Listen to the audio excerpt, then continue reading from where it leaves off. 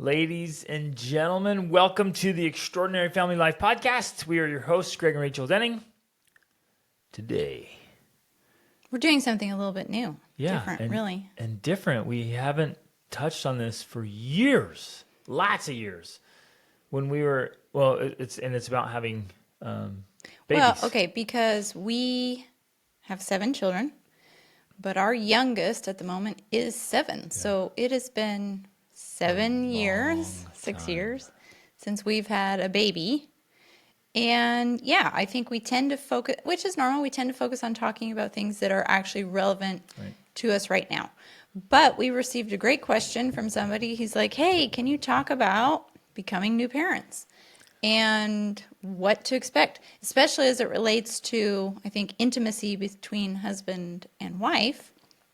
But we also, intimacy, but perhaps because it's a survival mode, and it's just different, man. Well, right, we want to talk through that. When you're pregnant, you have an infant or a toddler. That's a different world. It is a different world, and I think I want to talk through that so that especially new parents have a frame of reference that, it's definitely different. It is way different than what you have been used to so far, and it's going to be different than, I think, even where we're at now. It's so much different than that. It's a challenging time, and I want to talk through that. But I also personally want to talk about a little bit about meeting the needs of babies and how important and critical that is to their mental, emotional, psychological development, because that is one of the reasons that intimacy between spouses is affected, but it's important. So I want to talk about that. So there's a lot of things for me I'm excited to talk about. So this is really relevant for anyone who has young kids or babies or will. I think it's also important for people that still have older children, because you're going to perhaps receive some insights about why you may not have the type of relationship with your children or and your spouse. Yes. That you want to have. And it can kind of be this processing session where you begin to understand, oh, yeah, that's what went wrong. Yep.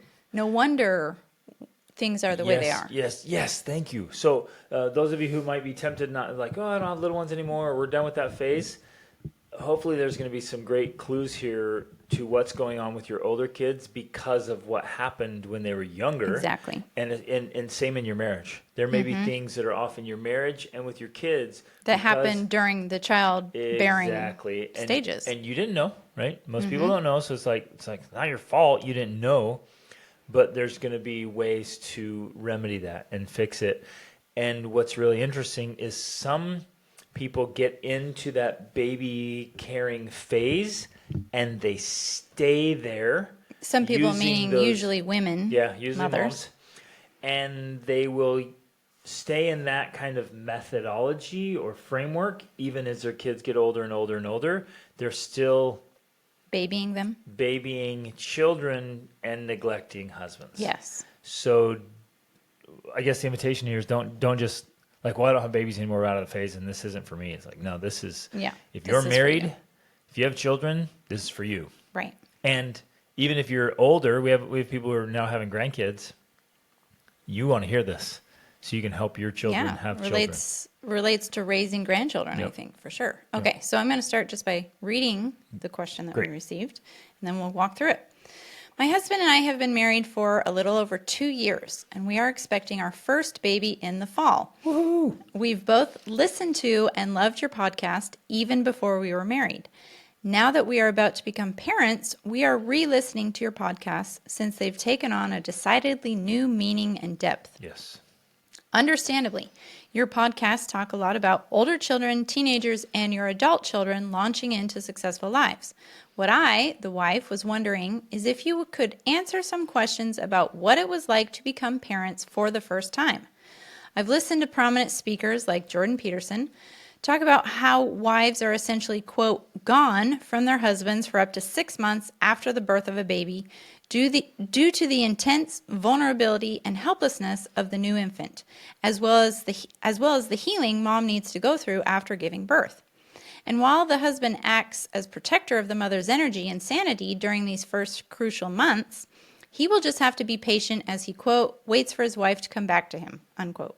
And some men wait years, Decades. decades, and some moms never come back. Yeah. So that's why this is important. First off, what does, quote, gone from him even mean?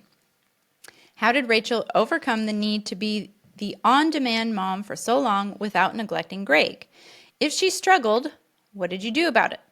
My husband says he's not terribly worried about it He should be, and has told me to just take the birth and first few months as it comes. which is great. Which is true. and And that maybe, I have... maybe he's just like, I'm not worried, babe. It's okay. Yeah. And he's like, he has no idea what's coming. Okay. That I have his full permission to be there for the baby. Which is awesome. Wonderful.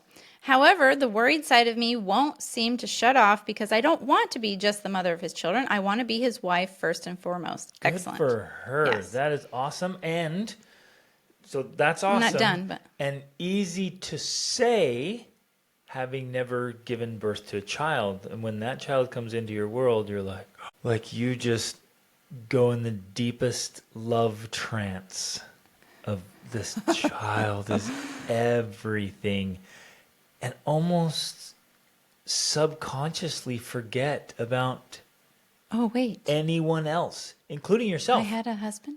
Yeah. Yeah. I'm So- a person. So now Oh, wait, let's... you're like, well, I'm married and he's here. And you're like, don't worry, I won't forget you. And then you have that experience and your entire biochemistry, everything changes. And you're like, I don't want to... I don't want to get into it too deep already, but then the other thing is the sleep deprivation. Yep. Deprivation, like it's a real thing. But let me finish. So and then you're we'll get into operating it. on half a brain Yeah, because no, you're you not really getting are. sleep. Okay, but So let me all the finish. Let me things- finish. I Let me love this finish. though, but like all the things you say and think now, You won't say and think because without you're a literally child, a different person. and you're gonna be like sleep deprived, hungry, like your body's just gone through a crazy transformation and this love trance. Everything you thought and believed before is like, wait, what? Okay, but So- let me finish. Let me throw this out though. You need to re-listen to this episode after you have your baby. Yes, that's true. Okay, let me finish and then we'll get into it. I want to be his wife first and foremost. Maybe 6 months doesn't sound like a long time to veterans, That sounds like forever. but it certainly sounds like a long time to essentially, quote, clock out of wifey duties. Love Wonderful question. Fantastic question. Great question. And great So much thinking. awareness, Way yes. to go. Yeah. Yeah, you're at tons of Right. awareness already of like, hey, wait a minute. I want to think through this. I want to do this well. Mm-hmm. And I hope everybody listening kind of takes on that core life philosophy of like, whatever is worth doing, I want to do it well. Mm-hmm. I think that's one of our superpowers for you and me. That's what's made our life genuinely extraordinary, is because from the very beginning, we just, I don't know, both of us, even when we started dating, like, you know, if we're going to do something, we're going to do it well. Let's just commit. Let's do this right. Let's do it the best way we know how. And Well, that's every aspect of life. And as I'm thinking about this, based on what you've already said, in some ways it already feels hopeless. Like, oh my gosh, there's no hope. We're just going to be different people. And I think that's partly true. There is definitely something that goes on having birthed 6 children. Our oldest was adopted, and I want to talk through that, how that was a different experience because I wasn't pregnant. We were just married young adults and then all of a sudden had a baby. So I want to talk through that. Yeah. But hold on, there is definitely something, having done both, adopted and given birth, that happens to you as a woman mentally and emotionally that I'm a different person. I'm literally a different person. Starting in your pregnancy. For me in my pregnancy, but until maybe 9 months after the birth, and I think it's hormonal ultimately. I'm just different. I'm not the same. I don't have the same ambition. I don't have the same interests. I don't have the same drive. I don't have the same focus. I don't have the same attention for you. I just didn't. And I didn't know how to change that during that I think time. the scientific term is crazy. No, I'm just kidding. Just kidding. No, but we realized after Rachel's pregnancies, I realized, I guess, and I had to settle this in my head, like the Rachel I married, we'll call Rachel 1, and the Rachel that is pregnant and new mom is Rachel 2. Yeah. and you were fundamentally different. And when we say hormonal, it's just really an alteration in biochemistry. Yeah, Your biochemistry exactly. changes. And because you were nauseated and struggled sleeping, it Well, just because changes you. you have to understand that essentially, because a lot of people think, oh, you have a personality and that's just who you are, and that's personality is permanent. And there's actually a book out there called Personality Isn't Permanent, because it's not.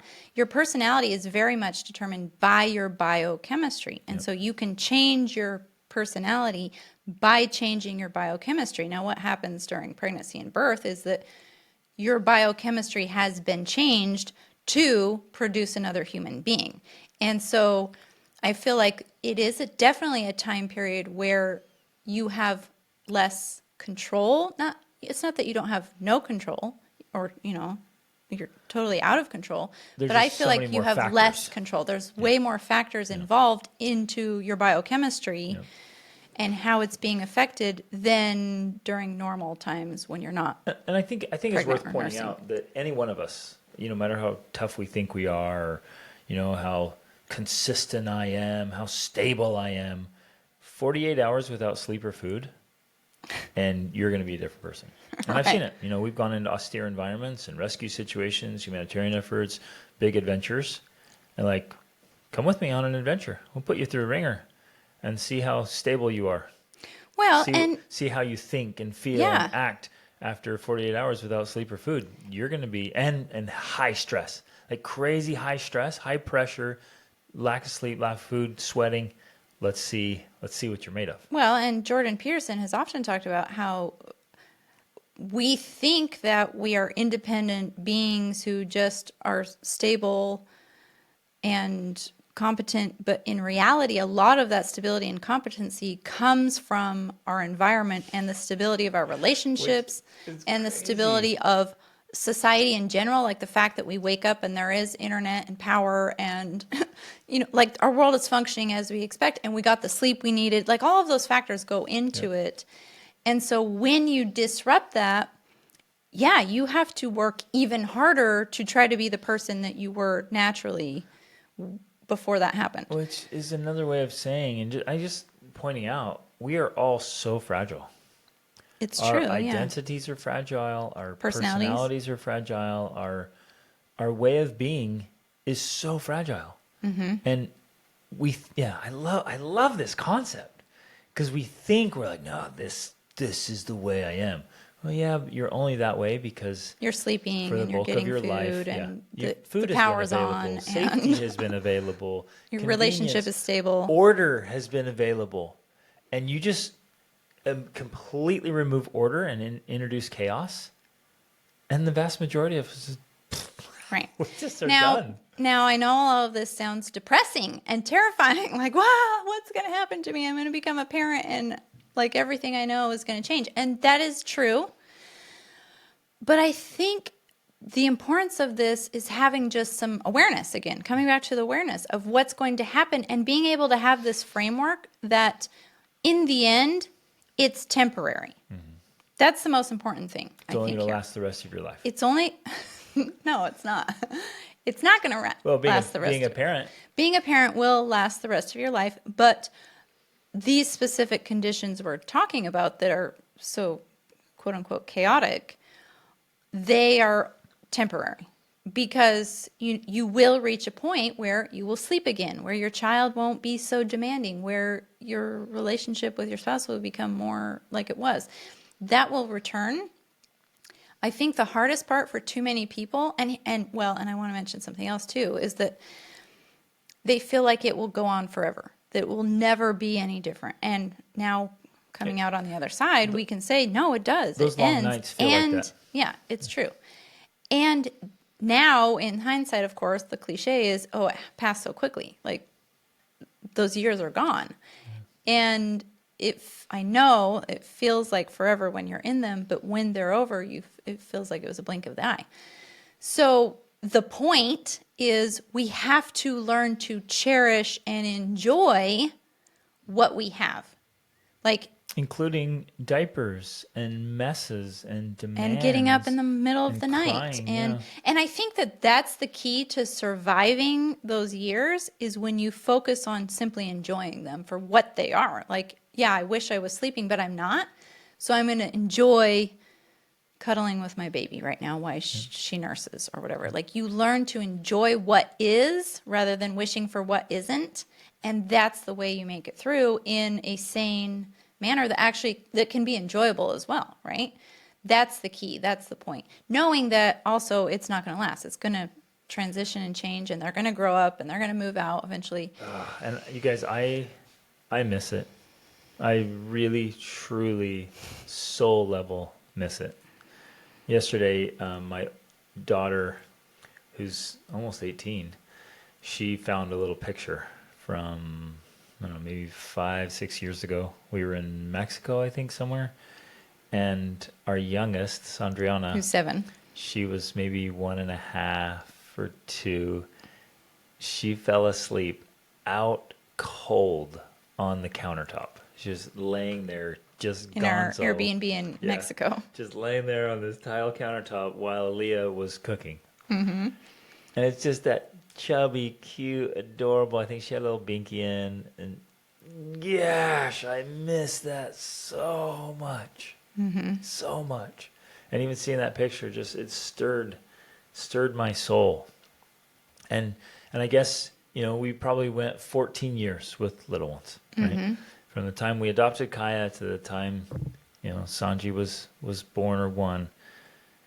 So you're like 14 years, and Without yet sleep, and yet it flies by. And then when it's gone, you're like, oh man, it's gone. And that's with 7 children. So those who have smaller families, it's a small window. Yeah. It's a very small window, and when you step back and look at the time that you actually have all of your children under one roof, that's short. And then all the time you have just little ones that'll just their adorable little cute chubbiness and all their little way of being. That's a tiny window. Mm-hmm. So you're right. Lean into it, enjoy it, love it.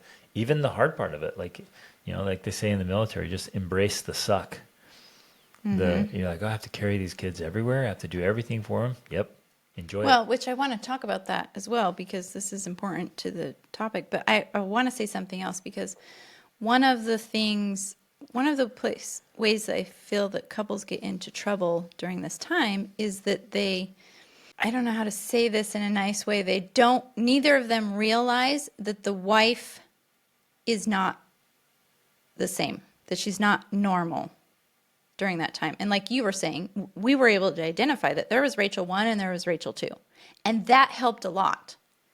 Well, because okay, to be clear, that took me a bit. Yeah, it did. I was like, what the heck? Right. Don't stop acting like that. Stop this isn't the person I married. Right. And I had this turmoil. And then I guess it was specifically it was things like, while I was pregnant, I'm a very ambitious person. I love to read and be productive and get things done. And when I'm pregnant, I like to watch Netflix. That's about it. That's about all I can do when I'm pregnant. Because you're just looking for distraction, mental because distraction I was from nauseated. nausea. And And so to you, you're like, I did not marry the Netflix chick. Like, what are you doing? This is not acceptable. And like just eating whatever and...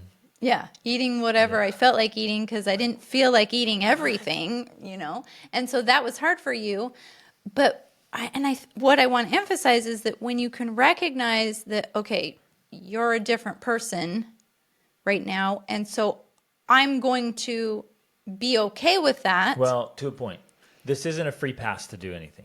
Right, but... That's also challenging. Agreed. But I'm going to be okay with it because it will have an end. Now, the challenge that comes around is when couples don't realize that, and especially if women then take on that identity and now become that person permanently. Right. And we've seen it. You've seen it with coaching clients and people you've worked with that, for one, especially people that have large families, the wife can be in that stage indefinitely. Like, we know some people who have lots of children, and so she's never out of that pregnancy or nursing stage. And so she's constantly in this hormonal... Nursing right up until the next pregnancy. Right. And so in that case, like, it's ongoing crazy. It's ongoing hormones here. And that is very disruptive. Not, not saying that having a big family is a bad thing, because we have a big family.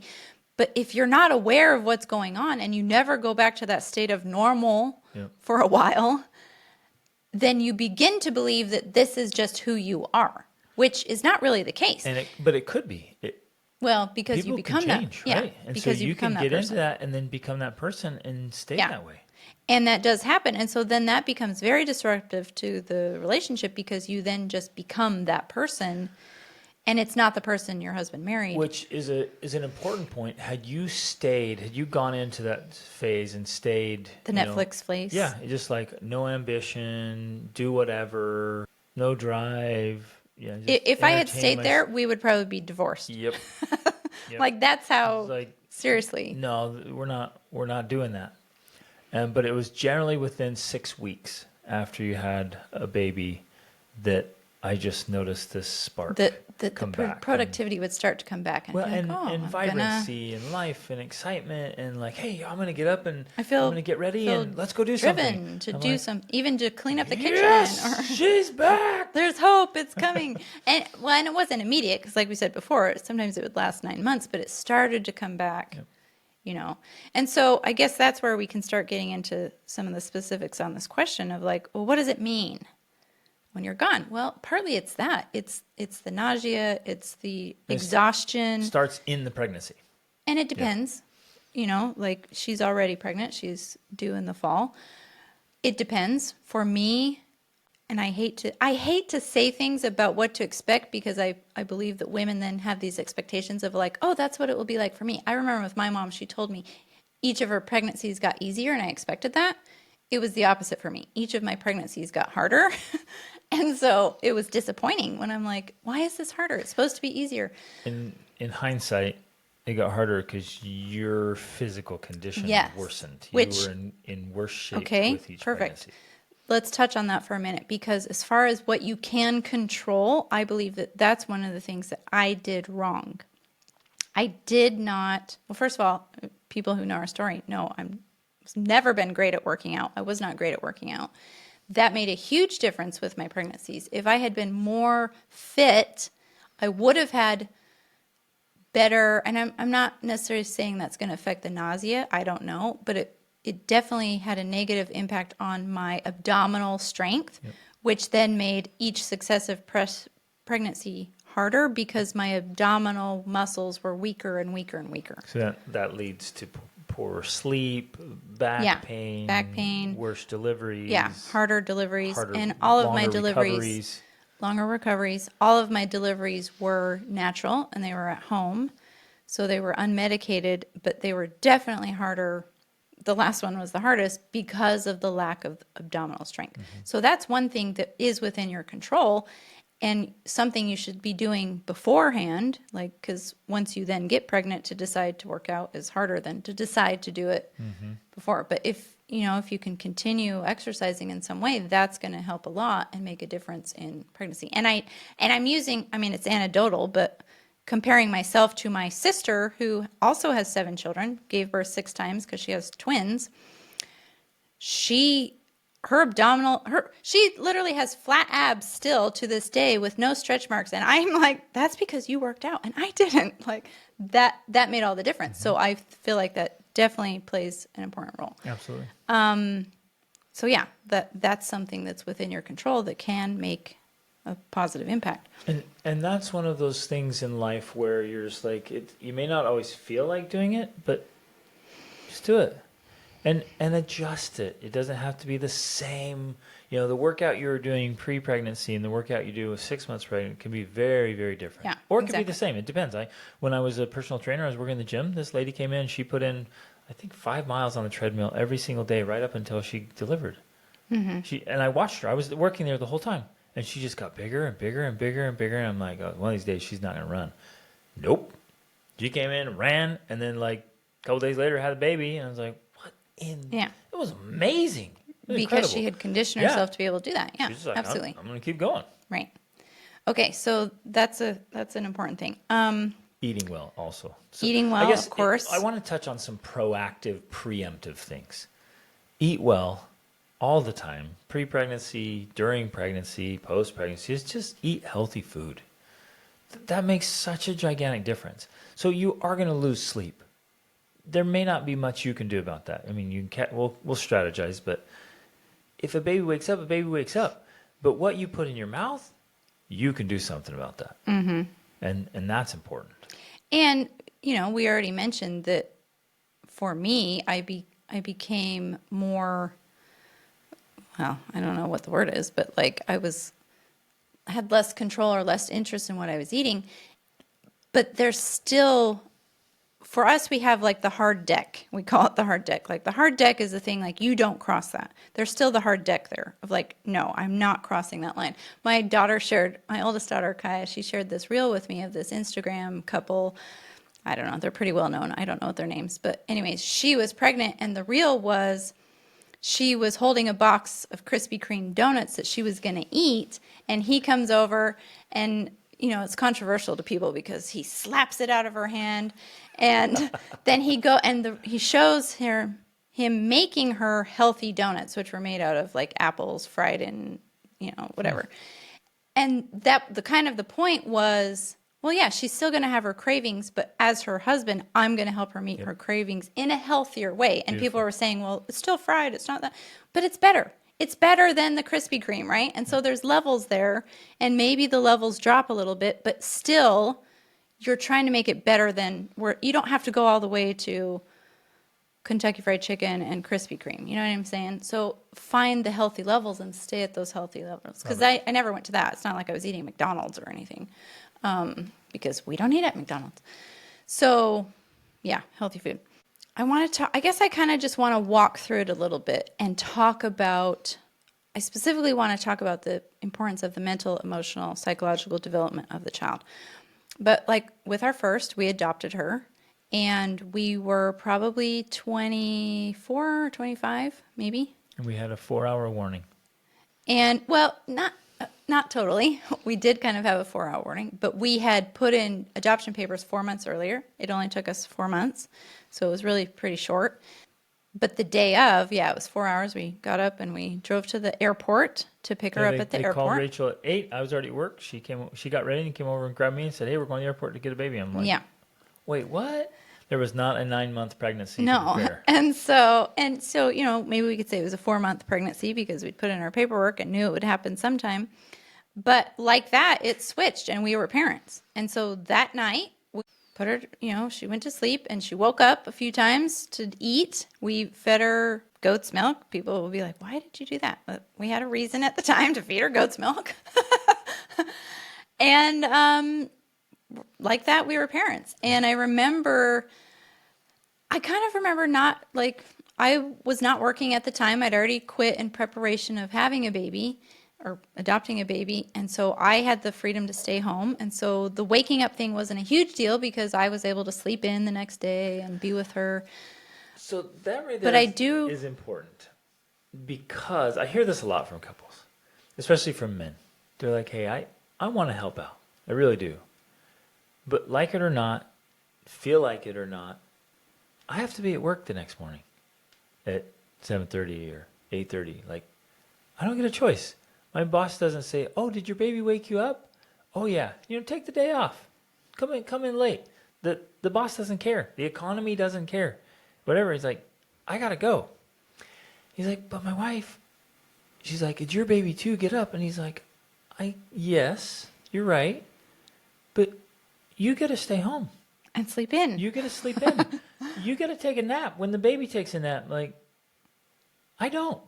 There's no napping at my workplace. Right, it's not allowed. So it's like, I want to help and No, I want to be empathetic. that's a yes, good it point. is our baby, not your baby. Yeah. But we're both tired. Neither one of us wants to wake up, but one of us has the option of sleeping in and taking a nap. The other doesn't. And I think that was. And I think it's important to take that in consideration. And I know that because you were still very helpful with her and our subsequent babies, but it definitely. I feel that on the nights when neither of us could sleep because she was screaming or whatever, like that's when you were really helpful because I needed the emotional support. But otherwise, if it's just a quick get up to feed her, whatever, yeah, you should be sleeping because I can sleep in the morning and I can take a nap with her. And so those types of things I think are important. I know people think, oh, it's just traditional roles. Well, okay, but if this is who's working and one's staying home, yeah, they should be sleeping. Now, in later years, when we both worked from home, we equally shared that job. And you even, would even get when they're up. young, I got up a lot. Yeah, you would get up because we both had the opportunity of sleeping in because we worked from home, which was great. So yeah, that's a good point to remember. I changed a lot of diapers. I'll just throw this in here. And I know some men are like, I don't do diapers. That's a woman's job or whatever. I did a lot. I don't know if that's a thing nowadays. Yeah, I still hear it or whatever. I don't know. It still comes up. I changed a lot of diapers. I wanted to help. I wanted to be a part of that. And it was a way to connect with the kids. Right, especially if I am getting up and when you are home, you basically changed all the diapers while you were home. Yep. Like that was the break I had is like, oh, you're home. You get to change get the the diapers diapers. until you go to work again. And I carried the kids. Like they were heavy, fat little monsters. I carried them all over. And they were born close together. The first 4 came close together. So I was carrying 2 or 3 kids sometimes. I had no problem taking care of the dirty work and cleaning up messes. I just leaned into it. I was like, well, this is what it's like. There's a lot of diapers, a lot of messes, a lot of chubby babies. Like, let's go. Mm-hmm. And for me as a husband, I just thought, okay, well, I have to be strong enough to carry babies. And I think I became a mouth breather because of all the diapers. So I'm like, Which is not a good thing. Not a We good later thing. learned I'm mouth like, breathing is not like, good. now I'm just a mouth breather and nose breather. I'm like, I think I know why. It's because I literally just stopped breathing through my nose. There's so many diapers. But it's a subtle but significant thing. Like if there are messes to clean up, there's little spills, stains. Like it was the dirty work. Yeah, absolutely. Any of the dirty work, the heavy lifting, I'm like, I got this. And I leaned way into it. So you did have help. I think one of the reasons it can even become very overwhelming is if wives and moms don't feel supported and helped. Especially in relation to the question of feeling like she clocks out of her wife duties or she's gone, that definitely plays into it. One, she is getting up with the kids, especially if you're going to work and you're sleeping. 2, she's with them all day and exhausted because despite what you think, it's nonstop. It's like go, go, go. It's exhausting.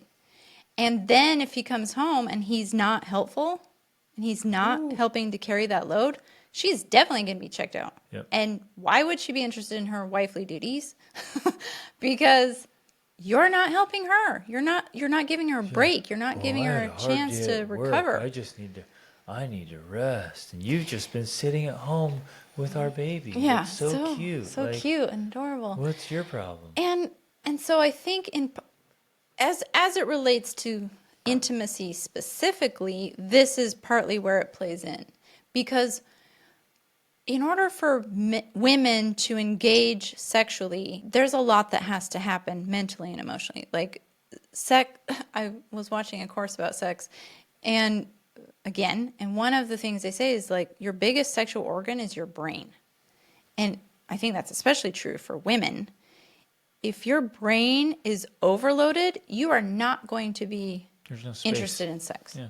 And on a biological level, that makes sense. Like reproduction is a luxury in some ways. If you're not surviving, you're in survival mode, and that's what takes precedence. So in a way, moms are living in survival mode, and so the reproductive functions are not on the radar at all. So it's almost like you have to be very intentional of creating this space for her to be able to get to the point of being sexual, which is extra hard when she has a baby because what comes first is her own personal sanity. She's not going to jump from baby care to you. She has to go through a phase of personal recovery.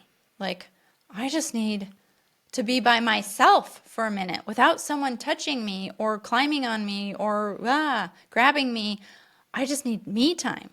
So if that's not built into her routine, basically, And the husband's she'll not never helping facilitate that. well, yeah, it's only going to be built into the routine if the husband helps. Yep. She's never going to get to the sexual part. Yep. Just because you can't, like, again, back to the biochemistry and the physiology, it's just not there. There's not room for sex when you're overloaded with care and exhaustion, right? Your body just can't get there. So when we understand that on a biological level, then we're like, oh, that makes sense. Well, yeah. So what she needs is tons of recovery.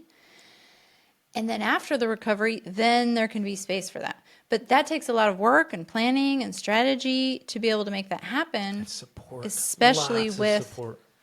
especially with a young baby Yep. and a new baby. Yeah. Which then that brings me to, I want to talk about the importance of why the baby's needs do come first, especially during these years, right? And you and I somehow were, I think this was just instinctual for us at first, because I don't know that we ever talked about it per se. I think part of the reason we had this viewpoint was I read a lot of books on, even before we adopted our first, I read a bunch of books about home birth, which really got me into that kind of natural mothering approach that's very kind of intuitive and ancestral, if you want to say. So that as soon as we adopted our baby, like, we were both very adamant and proactive about meeting her needs.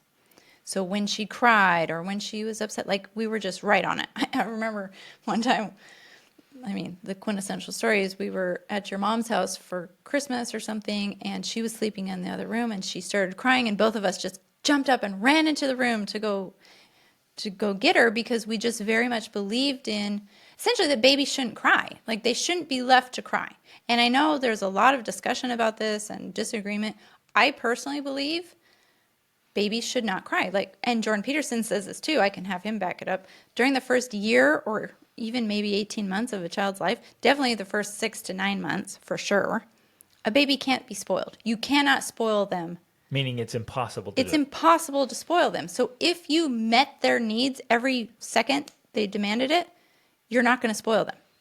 In fact, what you're doing is the exact opposite. You are building a solid mental, emotional, psychological foundation that will pay off huge down the road. In fact, I Because they feel believe that's where they develop this massive sense of security, Yeah. safety, and love. that's I'm where good. it develops. It develops in those early months and years when they begin to feel like, oh, the world is safe. Like, people love me when I need something because I'm helpless. Literally, and obviously they don't think like this because they're a baby, but this is what develops in the brain.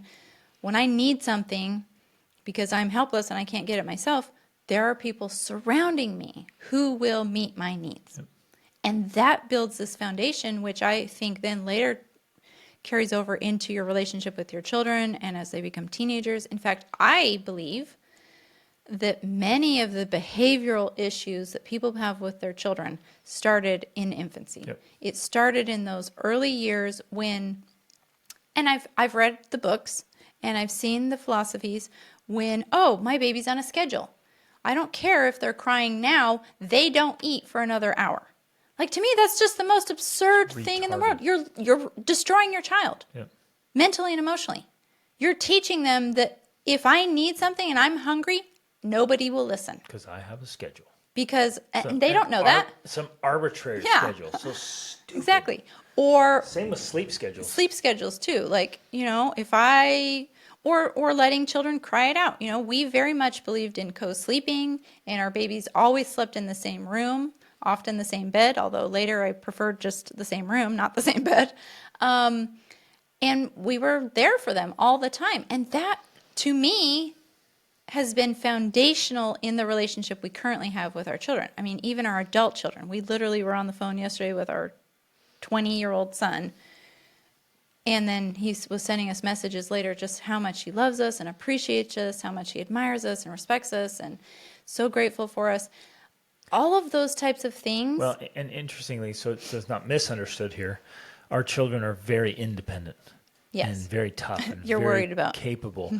Well, because there's a point where you go too far. Yeah, And right. the babying continues. Mm-hmm. You think, no, they need all their needs met. And then when they're 4, 5, 6, 14, you're still, oh, my little baby. Oh, let me jump I out. got Yeah. you. And we're the opposite of that. Oh, what? No, push that kid off a cliff. And let them Throw them into some water. get in the cold water and swim around. Like, no, man, no. And same when you fall down, like, hey, we're there, but it's like, ooh, you're tough. You got this. We weren't babying them all the time. We were meeting their needs, and there's an important there's a distinction difference. there. Exactly. Very important. There's a distinction. difference. Coddling them continually, that creates these little babies. And so some people might be listening to this and be like, oh yeah, I met some 20-year-olds that really love their parents so much that they're never ever going to move out, and they can't do anything. They take mama to all their interviews for jobs, Right. even though they just can't get jobs. And even though mom was there to do the To interview help. with them, and like, whoa, we are not talking about Yes, that. you're right. And it's meeting those core needs as babies and then tactfully helping them launch that makes the biggest difference. No, yeah, and thank you for clarifying that, because it's true. There's so much else involved there. But the point is, because our children are very independent, our son right now is in the United States, we're in Portugal. He's traveled by him. He went to Turkey and Venice and all these places by himself. He went and worked in Florida. He's done a lot of things by himself, but he's expressing his love and appreciation because he recognized, and he even said, like, what our family has is so special and beautiful, and I love it, and I just love being with all of you because it's so wonderful. But all of that, what I'm trying to emphasize is, I believe all of that started in the cradle, if you want to say that, right? It started when they were babies, because we focused during those crucial years on meeting those important needs, those basic needs. And if you look at like Maslow's hierarchy of needs, like that's the bottom. The bottom part of the pyramid right there is that meeting the food, the shelter, the safety, the clothing. That's what you're doing with a baby in the first year of life. And so tying it into this question here about the wife being gone or whatever, it is important. And I love what her husband is saying and that he'll support that. That's good. That's important, because that is going to take the precedence. If your baby cries, that's more important. You do have to leave your husband and say, I'm sorry, the baby's crying. I have to go feed the baby. I have to go comfort the baby, because that is most important. And if you don't do that, because the husband gets jealous, which happens, your husband will get jealous of the baby. Well, we'll get into that in a second, because what just happened is you got some competition. Right, exactly. Beforehand, it was just the two of you. Yeah. Now, there's someone else who needs attention, Yeah. and it can be a little jealousy inducing because there's some competition. And so if you're not careful, that can also play into the relationship in a bad way with the father-child relationship. Yeah, if you're not really careful, a child or a father can quickly become get to Resentful, a point maybe. where he's resentful toward a child. Yeah. Because it's like, my wife, I was married, but now I'm, quote, no longer married. She's become a mom, and she forgot that she's a wife. Exactly, right. So it is difficult to find that balance because, as we already said, and you and I agreed, that did take precedence. The does. baby's needs did need to be met. But if the wife is not intentional about then, one, making sure you carve out your space so that you feel rested and restored, at least to some point. I'm not going to say you're going to be at 100%, but if you can get back to 50 or 70%, great. And then be intentional about making some time for your husband, which, to be short and to the point, is going to be sex, as as soon as you can, as soon as you feel ready for that. Which includes physical healing from the birth process. Absolutely, right, And of then course. just the mental, emotional Yeah. state. Do you feel like they kind of came back simultaneously, one sooner than the other? I don't really remember for sure. I think it was probably about this. No, sometimes I might have been mentally or emotionally ready before I was physically ready, depending on the birth. But yeah, probably about the same, which I think, honestly, it was probably 6 weeks generally. Yep. So It was about that time, which was just physical healing. yeah. But that didn't mean necessarily going back to the sexual life we had before. It was probably more like a once a week type thing. And kind of slowly Yeah, slowly getting back into it Yeah. because of all the demands and the lack of sleep. But the point is, and again, her question is very intentional. She's aware of that. Good, wonderful. So as long as you have that intention, you can get back to that realizing it's not going to be the same right away. It's going to take time. So what are some specific strategies to the last bit of pregnancy, the birth, and then the recovery, just for your sanity and for the marriage? I know on the husband side, I have to step up my game. That's why, like, marriage forces you, well, even dating, you start And dating, parenthood, of it course. forces you to level up. Like, well, if I want to ask a girl out, I got to level up. And then if I want her to say yes, I have to level up. And then if I want the date to go well, I have to level up. And if I want her to like me and keep liking me, I have to keep leveling up. And then engagement, and then marriage. I'm like, gosh, I got to keep leveling up. And then, after the honeymoon phase, you're like, I have to keep leveling up. Right. I got to keep earning it. And then babies come. And I think a lot of people stop. You're like, no, this is another chance to level up, to increase your capacity. You have to be able to handle more. Yeah. You got to be able to do more. So what does that mean on the husband's side? I'm like, okay, she needs more help. And now I have to provide for a baby. I have to help take care of the baby. And I got to help my wife. Well, and care in a way, of you have her. to take care of her too. Right. Like you have So to now- be there for her. Well, there it is. Now I got two people I have to take care of. And Not that you weren't taking care of me before, but now it's another level. It's more need. because likely what often happens is she's taking less care of herself. Right. Because she's taking more care of her baby. Right. And so it was simple things. For me, it was like, I would like a shower. I haven't been able to shower for days, right? Because how do you shower with a little baby, especially if you put them to sleep, but then you're worried that you can't hear them? There's so many things that go into it that I'm not getting a shower. So for you to be able to help me to be able to get a shower, that's a big deal. It's the little things like that of helping to restore some of that order that is now missing. And I learned to love that, where I would come home and I'm like, hey, the kids are mine. Or even early in the morning or whatever, I'm like, kids are mine. And I would either play with them or take them running. Okay, my favorite, because this was chronic, is that you would hold them and you would both fall asleep. And I would find you sleeping on the couch with a baby on your chest. Out cold. Which, well, and I want to say this too, that was another thing, like holding your babies while sleeping. That's something that in American culture is like so taboo. Don't do that. Don't let your baby sleep while you're holding them.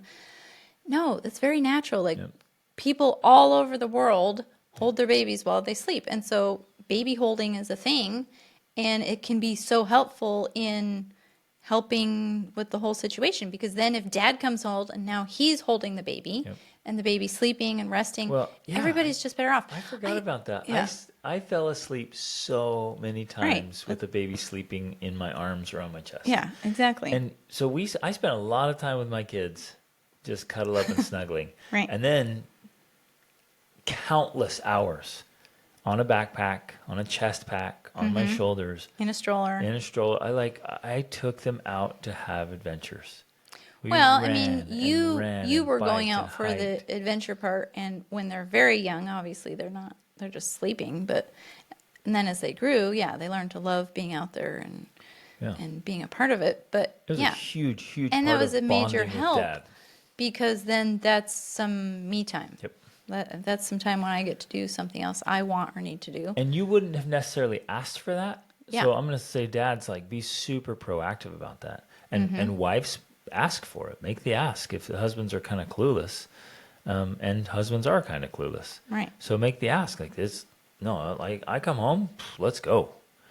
And by taking the kids, leading out, and guys, look, but I had a hard day at work, man. Like, man up, dude. Work day's one thing. Now you're home. Let's go.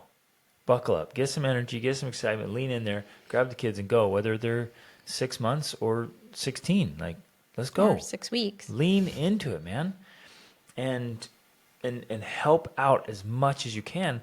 And what that does is it allowed you, Rachel, to have recovery and downtime and rest and take naps and start recovering, right? And I always hoped it would lead to sex, and it disappointingly didn't always lead to sex. But it helped get back there. Right. It helped in the overall recovery, which is ultimately what's happening is recovery. You're recovering from the whole process. And so, yeah, even if it wasn't directly connected to sex that day, it definitely was connected to sex next week or next month. Right? Let's not go out that far. I know, that's but way you gotta, too far out. But I'm talking about if you've got a 6-week recovery from the birth. Yes. Then you can't be like, oh, I'll wait till then to start helping out. No, then you might. You've got to start making the deposits now. Yep, exactly right. That's my point. Like, don't wait because it's not going to lead to it now. That's true, because you're like, oh, 6 weeks, nothing. I'm just going to go in the other room and do my thing. Right, and be depressed. Buddy, you're going to be in the other room by yourself for years. For a long time. It's going to be horrible. I want to circle back to the competition thing. I'm talking like healthy competition. You're not in an actual competition with a child, children. with a baby. That's ridiculous. But what you're doing is like, oh, well, we're competing for attention. Now, that doesn't mean you cry more than your baby does. Right. You're getting a whining cry. Men Some men do. They just start pouting whining. and whining and misbehaving. And you're like, dude, she doesn't need another baby. She needs you to level up so She needs much a man. that she can't help but keep looking away from her baby back to you. Well, that's a good point. Gosh. Let's talk about that because that is a good point. Because, yeah, in this cycle that's occurring of jealousy and competition and attention, if you, the man, start acting more like a child, that is not attractive. I'm just going to tell you. Yep. It's not. You have to become more attractive to her. And what is attractive is your help and your manliness, like you taking on burdens and willingly doing the dirty jobs and all those. Like, to me, yeah, you changing diapers, that was sexy because I'm like, yeesh. No, neither of us like it, especially the really dirty, messy, gross ones, especially the blowouts, Nobody likes that. We've blocked those or from when our you're, memories, I know, but we've there's tried a to lot forget, of but I remember. They're bad. Or like and it happens, like the child poops on the carpet and then you open the door and the poop smears across the carpet with the door opening. Immediately, you did those jobs. That was you cleaned them up. I don't know why, but I was like, no, that's my job. Yeah. That's my job. Or I know there are plenty of men that would be like, oh, I'm not doing that. I'm going to let her do that. That's not attractive. That you doing that just made you more attractive to me because I'm like, you love me because you're willing to do that. Yep. And that is what then leads to eventually intimacy and sex. So the key then is to keep leveling up in manliness. Yeah. To keep becoming more capable, more competent, more attractive. So I'm trying to earn your It's almost like you're again. you're dating again. Yeah. So every time I'm dating, courting. Well, if you think about it that way, you're trying, when you're out in the dating field, you're trying to become the most attractive option out there compared to the other men. Now you're doing it in your own home. Yeah. And with 7 kids, you're like, I got this. Who's your daddy? I have to be the most attractive, Yep, right? I'm going to win here. And that's always the case. And why not? Like, work for it. Earn for it. Because ultimately, it is the man and wife relationship that's the most important, the most paramount. It is that foundational relationship that builds the strength and stability of the family. So yeah, it has to be that way. But it is easy for men and women after a kid comes to slip into mom role, dad role, and then roommates with occasional benefits. And that's just a lame transactional existence. And it doesn't have to be that way. Speaking of, we're going to do a podcast about, because we got a really great question from someone about a wife who's tired of being a roommate with benefits for her Dang-a-lang. spouse. Oh, good. So I'm excited about we're going to do that. that next. In this question, she asks, okay, if Rachel struggled with it, what did she do? So let's try to go back in our mind palace so to these time this is where we need to periods. talk about this because there is a difference in the roles between men and women. Your job is to level up, to help out, to support wherever you can, despite the fact that you're also tired, you're also exhausted, you're also sex deprived and sleep deprived.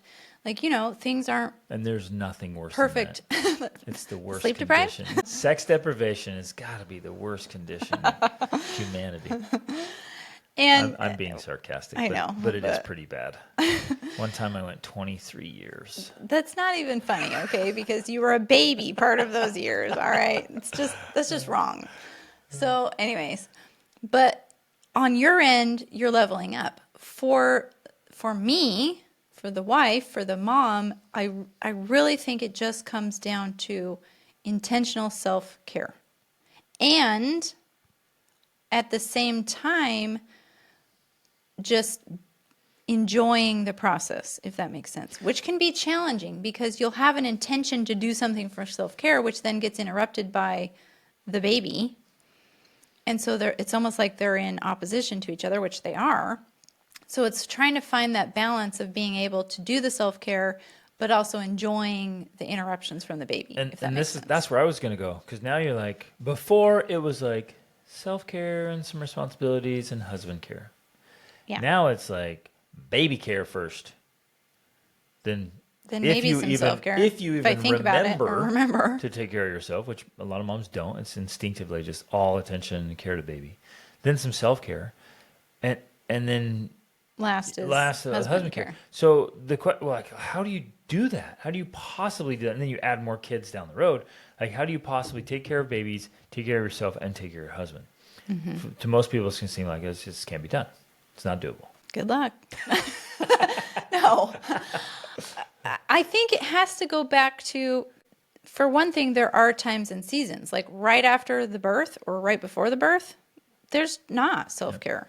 I mean, maybe, if you can get some sleep and eat some good food and maybe do some walking or whatever, like that's it. That's your self-care. So things do get out of balance. I think part of that's the point. You need to remember it's going to be out of balance. But you need to, in the back of your mind, have this intention to start focusing and noticing where and when you can start bringing more balance and order. I think for me that was it. I just would try to pay attention to, like, how can I make this a little bit better? How can I make this a little bit less stressful? How can I make them sleep a little bit more? Like, how can I slowly make those incremental changes? It's optimization.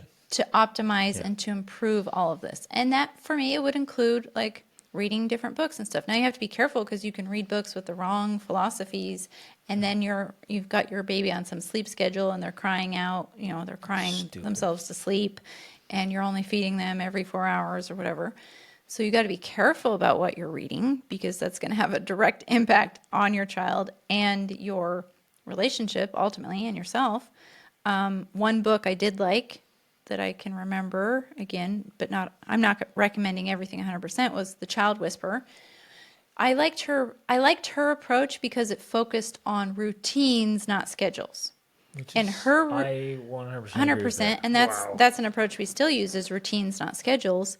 And the routine is that essentially baby would go through 4 phases. One, they would sleep, then they would wake up and eat because they're hungry, then they would play, whatever that looked like for a baby that's just looking at you and interacting and whatever, and then they'd go back to sleep. Like, there might have been one other, I can't remember, but it was basically that. And if you could remember that that's the essential routine, then you kind of knew what was going on. Where I feel like so many parents are clueless, they're just like, I don't know what's happening next. Why are they crying?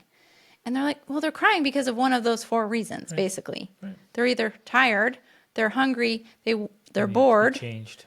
Or, changing. Yeah. That was probably the other one. It's one of those 4 things. And once you get that, you're like, oh, it's simple. Like sleep, eat, play.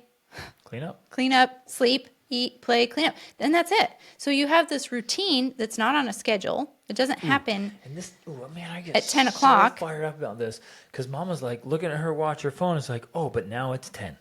So the child needs this. And like, no, the child's on its own routine. Yeah. Well, it's 8 p.m. Child needs to go to bed. No. Like, they go to bed when they're tired. Yeah. And like, so when you try to force things for some arbitrary, stupid reason, man, you wreck family dynamics and kids. Exactly. No, you totally do. And so, but when you have this framework in mind and essentially it helps you to know that, okay, if they've been asleep and they wake up and they're crying, well, they're hungry. So you feed them. It doesn't matter what time it is. You feed them because they're waking up and they're hungry. Or they're waking up, obviously there's some variables in there that maybe they had a blowout and so they're waking up because they're uncomfortable and you change them. But then then they would, after eating, then they would go into the play stage. And so then they would play. And then if they started crying after that, they're probably tired, right? And so it helps you to realize and perhaps anticipate what they needed next. And as long as you meet their needs, I mean, it's not easy, but it's a whole lot easier. And then they get into these routines and rhythms that carry on into their toddler phases. Yeah. And it just keeps going. And we've done other podcasts where like we didn't have the temper tantrums. After a couple of times, we're like, whoa, wait a minute. Whoa, we're not doing that game. Right. You learn to, okay, yes, let me touch on that for a minute because that's huge. We literally went, I don't even know how many years without any tantrums. None. People think tantrums are normal. No, they're not. Tantrums are the result of unmet needs. Yep. When your child reaches a point where they've been trying to tell you what their needs are through crying, because what else do they have? And you don't meet their needs and you continue to ignore them, that's when they have meltdowns and tantrums. If you can anticipate and have these routines where you know what their needs are and you meet their needs when they need them, tantrums don't occur. Like, I'm legit here. No tantrums. You don't have tantrums unless you have unmet needs. Yep. So, And I'm gonna make a connection here. Unmet needs as a baby can literally easily lead to tantrums. it's teenage rebellion as as a teenager. Tantrums as a toddler and rebellion as a teen. Yeah, they're directly connected. It's all this in stuff my of, mind. like my needs aren't being met, the connection's not there, and nobody could articulate it, but there's this pattern of their whole life of like things are off, and I'm confused, I'm frustrated, my needs aren't being met. Yeah, and we've seen this and we've heard this with all the people that we've interacted with and coached that and often people will tell us that. They'll talk about the problems and issues they're having with their teenager, and then as we hear more of the story and we hear about their early years, we're like, oh, No wonder. well, yeah, no wonder. That's why right there. It started there. The mistrust in your relationship started because you're not meeting the needs of your child. And I see this so often, and I get it because I know that parents, they don't have a manual. They don't know what they're doing. They're trying to figure it out. It's not like they're bad people. They're good people trying to do the right thing. You have all this confusing information out there. But when I see them or watch them and the way they interact with their child, and I'm just like, why? And they're trying to be good. They're trying to be strict, and they're trying to be, they're teaching adult principles and skills and expecting toddlers to toe the line. Or and they're trying to do the right thing. You're like, no, that will never work. Yeah. Well, one thing I see is that it's almost like parents will not interact with their child as though they're a human, a person. Right. And so they'll do things to their child or treat them in a way that you would never treat an adult. They move them around without telling them what's going on. They just tug them over here, move them over here, or they try to force them into clothes or like all of these things. I'm like, why don't you just talk to them like a person? Why don't you tell them what's going on? Why don't you explain to them what's happening and have them opt in to being a part of it, right? And it's almost like they think, well, that's not reasonable for a 2-year-old or a 3-year-old. I'm like, no, it is. Works like a champ. It works great. And if you can't even learn to convince a 2-year-old of something, like you really need to improve your negotiation skills here. Like that can easily be one of the most simplest negotiations ever if you learn how to do it. Yeah. It can be so simple. But if we interact with our children as though they're humans with rights and interests and passions and needs and communicate with them in that way and meet those needs, it makes the whole parenting process so much easier. Better. Yep. Not that it's easy ever, but it's easier when you're not fighting against the child and you're not fighting against their needs constantly. It's almost like it's this battle that's going on where my will is going to dominate over yours, little child. Because I'm bigger and I say so. Yeah. And you're like, no, you for a while need to become the servant of your child so that they have that firm foundation and then they trust you and they respect you and they adore you and they want to listen to you because they know, like in their soul, in their body, in their biology, that you have their best interests at heart. Where if you don't do that, they don't know. They honestly don't know on a soul level or a biological level if you're And this sounds cruel and heartless in a way, but they don't know if you're an enemy or a friend. Because when they need something, you're not there to give it to them. And they cry And in fact, for you it, are they the one plead for often it. keeping it from them. Yep. You're the one withholding what they need. Anyways. Okay, there's a little bit there, just a little connection there with a spouse too, and so it's worth thinking about. It's worth considering. In our other podcasts and things we talk about with sex specifically. So if I'm a good guy, I'm not gonna use pornography. I'm not gonna use masturbation. I'm not gonna commit adultery. So you, Rachel, hold the Full access full to access. your sexual Yeah. fulfillment. Yep, that's it. That's it. So if I'm really committed to that, if I'm really committed to marriage and monogamy, like wholeheartedly, including pornography, whatever. And we talked about in another episode where masturbation can be, not always, but a form of cheating or a form of not. It is. It's Well, because, and this is why, because if you can't have sex with your spouse one way or the other, that's often because something is off in the relationship. Something's off with her, something's off with you, something's off with your interactions together. Like ultimately, sex, being able to have sex is a representation of things being right in the relationship. Yep. Because if you can get to the point where both of you want to engage in sex, that means there's a lot of things underneath that are in They're going place well. and in order. Yep. And if you can't get to that point, and so instead you masturbate or look at porn, in our mind, that's a form of cheating. Right. Because you're like, well, I can't figure it out with my spouse. I guess I'll just fulfill my needs in other ways. This pseudo replacement. Right. It's just, it's garbage. Exactly. So I think Now- this is important. You are the only one. Which Like, you're we the have only- to emphasize. only one. We have to emphasize that for many women, and especially women with new babies or young children, that's an overwhelming and often distressing or disturbing reality Right. or thought. So after birth and the few weeks of recovery, I know that it's off the table. At least the traditional aspect You can be creative, I of suppose. sex. So that's like, okay, so there's a path. But I also would hope and help that you would get to recovery as quickly as possible. Because, I mean, you're it. That particular need, actually, and there's several needs. That's why we're married. We're married because we both have needs. Well, that we marriage is want a met. sexual relationship, for one thing. Right, but sexual contract. And there's other needs too. So Yeah. I would say there's several needs, human needs, and we're not talking about like staying alive, but like thriving as a human being. Right. There's several needs, and they're going to be met only with you.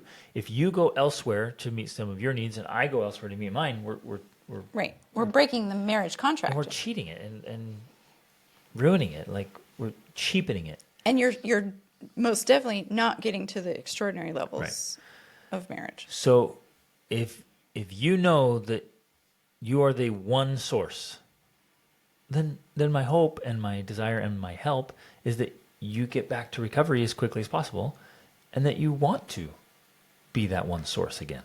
Right. And I think it's difficult and we've had a lot of conversations about this, and we've had some really good conversations about it lately with our older teens that are still at home about this topic, because for many women, and probably women listening to this podcast now, I know we've talked about it in other episodes, they don't understand how much of a biological need sex is for men. And interestingly enough, I think they don't understand that sex is actually a need for them. They just don't realize it because it's not on their radar per se. Like as I've learned to embrace and understand sex on a deeper level, I've realized that, yeah, it's a need for me too. I just didn't know it before. I thought, I'm like, oh yeah, sex, take it or leave it. Not realizing how critically important it is for my own health and well-being, as well as for our relationship health and well-being. Yep. And so they not having that understanding, and because I know I was this person, I just thought, well, just get over it. Like, what's your problem, Greg? Like, I'm literally too busy. And why we don't need it. From my perspective, I'm like, I don't need it. Right. Why aren't you like me? Why are taking care you of the not kids, I'm doing all this fine stuff. just Why doing can't the we? stuff? Like, why do we have to have sex all the time? Why can't we just not have sex? Why is that not an option? And as I learned more about it, and in fact, God basically told me, like, nope, that's not how it works. You need to learn how to have more sex and like more sex, because that's the key to having this really deep relationship that you want. And that's the thing. Women want a man who cherishes and adores them. But for some strange reason, many of them think they can get that without the sex being a part of it. They want to have that without the sex. And I'm like, it doesn't work that way. You can't have that.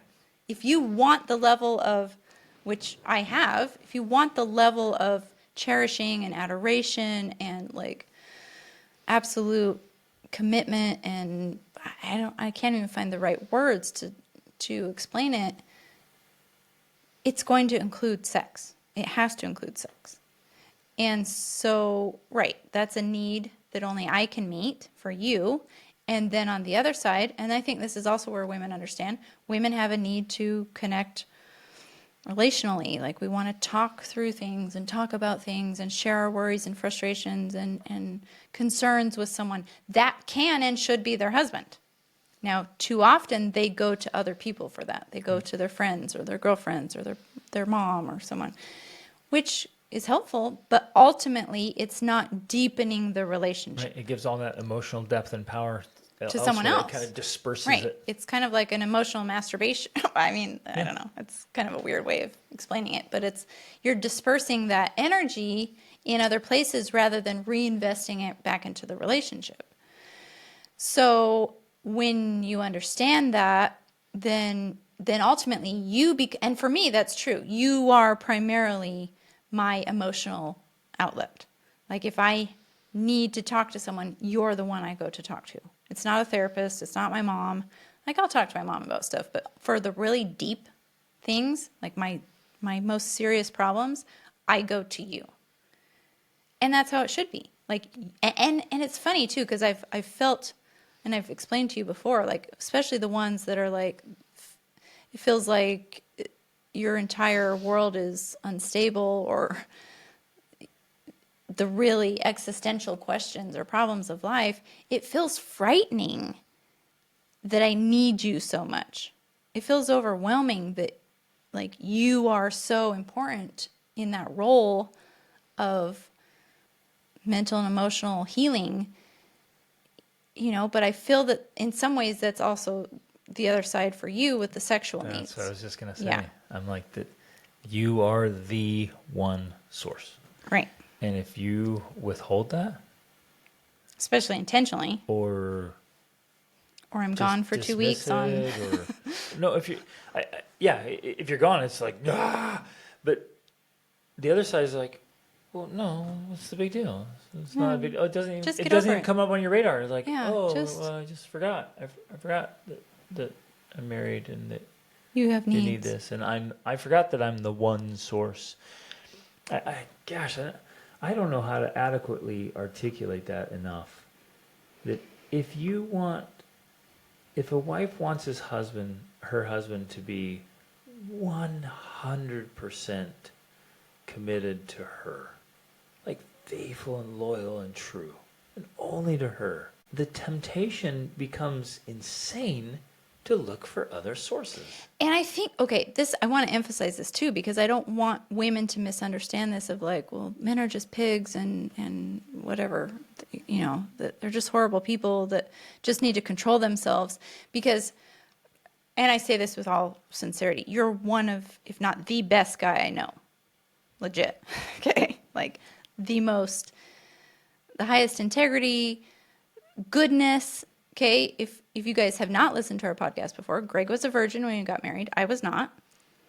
He's never masturbated, okay? And we know that this is an anomaly here, right? He's never looked at porn intentionally. You've seen it accidentally. Like, you are a good person, a sincerely good man. Legit. And the very fact that if you go 2 weeks without sex, your temptation increases, and it's not like, I guess we can use the word desire to look at porn or look at women increases. That to me says it's not, it's biological, it's Right. built in. It's not something that you're doing because you're a questionable guy. Right. It has nothing to do with that. It's just built into the biology, and it becomes, and that's like 2 weeks. I mean, if it was like 2 years, I can't even imagine, right? So the temptation level just increases and increases over time if I am not able or willing to fulfill your sexual needs, because I am your only source, because you are a good guy and you want to be faithful and you want to be monogamous and you want to be invested in our relationship and not in something else. Yeah, I want you to be the only source. Exactly. Right. And so if I want that and you want that, Which I do, obviously. then there has to be a mutual agreement, commitment, Understanding. understanding, and action. I mean, results don't lie. Right. So I guess that's what I want to emphasize. I'm like, if women really truly want that, then they have to be it. And if men want it, then Well, they have to earn it. Which we're going to talk about in our next episode, I think, because as I hinted already, and this woman specifically, she said, I've been listening to your podcast. I've been trying to improve our sex life, but now basically my husband is my roommate with benefits. Like, he gets all the benefits and I'm not getting what I need. I need that mental and emotional connection, and he's just clueless. So we're I'm not, excited about that one. we recognize that this is a complex issue, and it's not just about being some prostitute for your husband, right? It has to be a two-way street here. Yes. It has to go both ways. Yes. Because otherwise you're just unfulfilled. And and here's what happens on a biological level for women, because it still happens for me. And I tell Craig these things because I find it so fascinating. I'd then just feel used. Like, oh, well, I had sex with him and he's still being rude to me and he's not listening to me and he's not there for me. I feel used. Like, he got what he needed and I didn't get what I needed. So, it's complex. Are you saying I'm rude and not listening? And yeah, all the time. No. No, I'm saying that. Hypothetically. Yeah, well, and even just the other night, I was explaining to you, we had this it was kind of a playful interaction, but it was soon after sex, Basically, which is interesting. what happened is I disagreed with something Rachel said. You disagreed with And me. How dare you? In No. our home, disagreeing with the queen On is the queen. strictly verboten.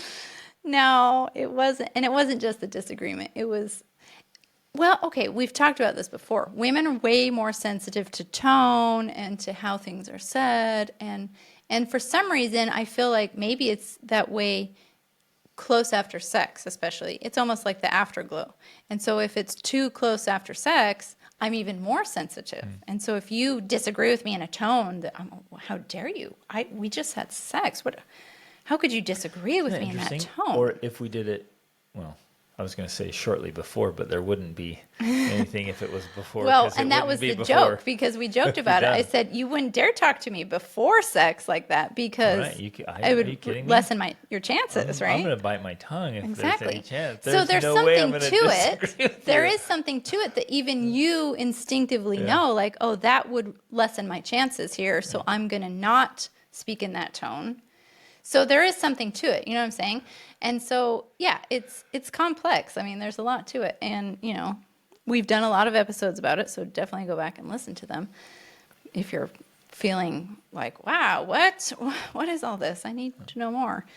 Then listen to those episodes. But for this one, this question was so awesome. Thank you again. Adding a baby adds a ton of complexity. Mm-hmm. But that's necessary a good complexity. thing. Right. And it's a chance to rise. Adding children, having a child changes you it can change you and should change you in a fundamental way that you become better. Well, even Jordan Peterson says, like, you can't truly become an adult until you become a parent, Right. because that's when someone else's life literally depends on you. And you're striving to be a good parent. There are people who have kids who haven't Right. grown up. But take this, the fact that you're listening to this, you're one of those people. Like, you're taking each child as another opportunity to level up in each phase of childhood, each phase of being a parent. Like, so here's another way for me to increase my capacity.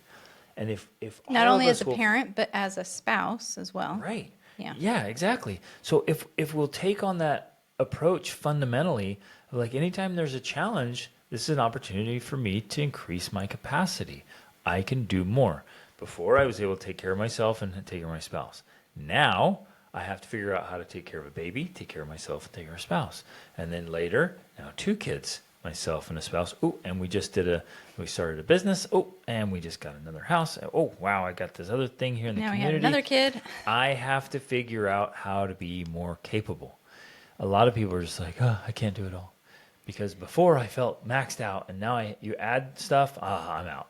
Right. And they just stop. And that's And that's when things get neglected, which or puts are an often end to your progress. which too often I think comes down to the spouse. The spouse gets neglected Yep. because people are going to work on their business and they're going to take care of their kids and they're going to do their church work. But my spouse, they just get the leftovers, if anything. And so wife leans into the kids, husband leans into work, and they just kind of grow apart over time. Living separate lives. Yep. And that's not how it's meant to be. Yeah. Because if you recognize, like you said, that these obstacles are actually opportunities, you can use them to help grow you closer. And I think that if there was one thing that really was a pivotal moment in our relationship, we've always had a great relationship, but I think it got better at a pivotal moment when I basically said, why do we need sex? I'm too busy. We have businesses and all these kids. And like, why does this have to be a part of our life? Instead of just, saying, whatever, I'm not going to worry about it. Instead, I leaned into it and I found out more and I learned more and I researched and I studied and learned about sex and then used your desire for more sex, or at least probably at that point it was some sex, right? Your desire for that became an opportunity instead of an obstacle that I just saw as an annoyance. That changed everything. That's what helped us to then improve and grow our relationship to extraordinary levels. Kudos to you for this question and for thinking about it beforehand and for wondering what to do about it and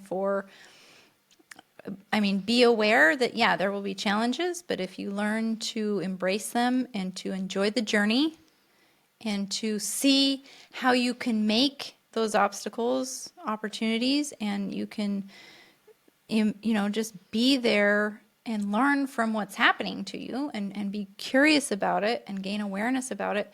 All of it can be to your growth and benefit and improvement.